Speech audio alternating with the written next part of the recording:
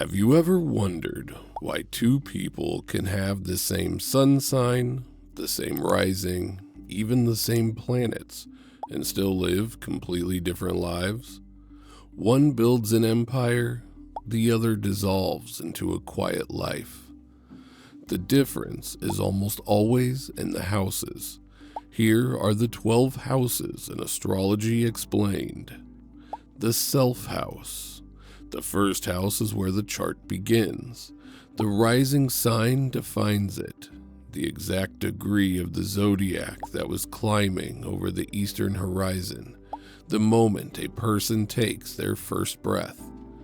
And what it describes is not personality in the surface level sense, but it is the body, the physical self, the instinctive impression a person makes before they have said a single word, the lens through which every experience in life gets filtered. Moving outward, the next question life immediately asks is practical: money and worth. You have a body, now you have to sustain it. That is the natural logic of the second house. This is the house of money, resources, and possessions. It describes the relationship a person has with what they own, what they earn, and how they hold on to it. But the second house is never only about finances. Beneath it all lies self-worth. Once the self is sustained, life naturally begins to reach outward into the world immediately surrounding it. Communication and environment. The third house is the immediate world. This is where you have your siblings, neighbors, a short commute, a group chat, the local school, and the information circulating in your environment every single day. Traditional astrologers say the moon finds its joy in this house, which is why it carries this quality. Ordinary, repetitive, almost mundane, yet deeply formative. From the immediate environment, the chart moves inward, all the way down. Home and roots. The fourth house is at the bottom of the chart, literally the lowest point. The most private, most hidden, most buried part of a person's life. This house includes family, home, and ancestry.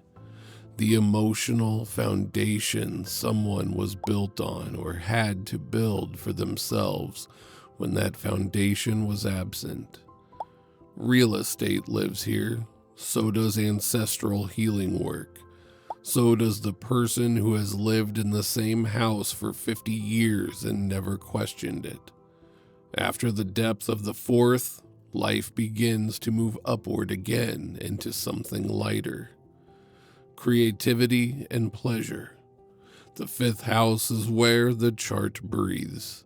This is the house of pleasure, creativity, children, and what many traditions associate with Venetian themes of joy. Everything a person that takes on a life of its own, including children and projects. The legacy is born directly from someone's own imagination and effort. There is a generosity to the fifth house that no other house quite matches. That lightness, however, does not last forever. The sixth house brings things back to earth. Health and daily work. The sixth house is the house of things that simply have to be dealt with. This is where illness, injury, physical maintenance, and the daily obligations must be handled before anything else becomes possible. Mars is said to find its joy here, which reflects the effort, conflict, and endurance that this house often demands. This is where your entire social support structure of daily life requires constant management and attention. Once the daily work is handled, it turns to face something else entirely, the other person. Partnerships. Directly opposite the first house, it sits at the point of sunset, directly opposite the rising sign. The seventh house is the house of the other. One-to-one partnerships in every form, romantic partners, business partners, close collaborators, and known enemies. Anyone who stands across from a table in a relationship of real consequence lives here. A heavy seventh house emphasis often describes someone for whom relationships are not a background detail, but a primary arena where the most significant growth occurs. From the partnership, the chart moves into something deeper and less visible: depth and transformation. The eighth house is the most misread house in astrology. It does not simply mean death.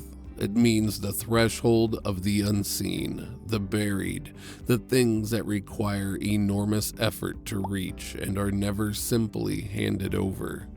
Psychologically, the eighth house carries material that resists easy surfacing. Death is present in this house, but as an awareness, not a verdict. That proximity to mortality tends to produce people who are unusually honest about what actually matters and what does not. From that depth, the ninth house opens the horizon wide.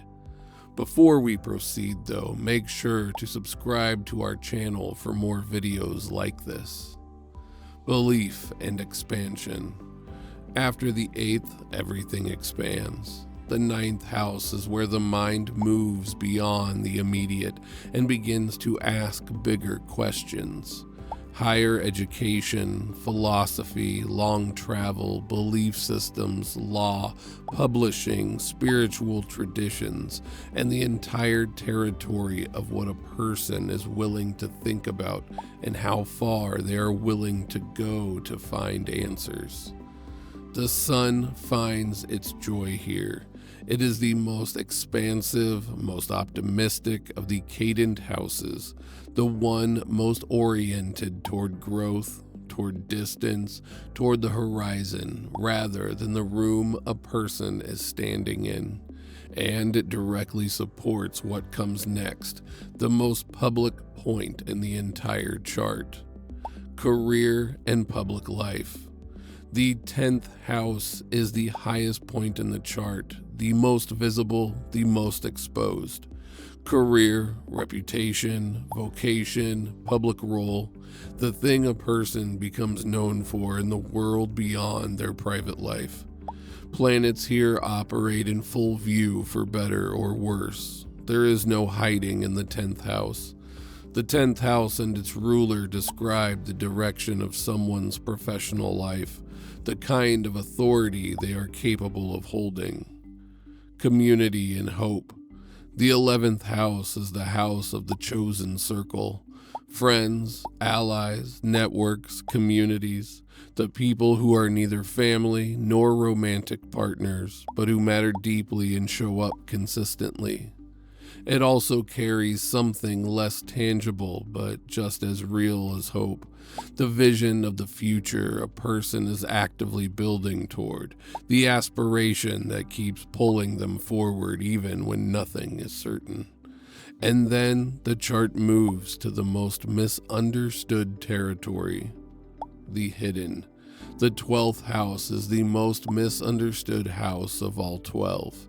Hidden enemies, self-undoing, isolation, loss, the things that operate beneath the surface are invisible even to the person carrying them.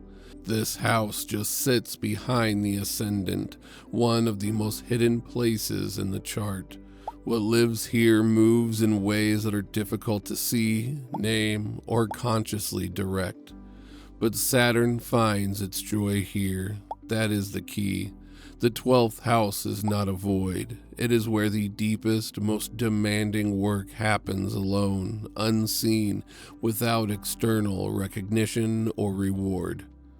The planets can be known, the signs can be understood, but without the houses, there is no way to know where any of it is actually landing.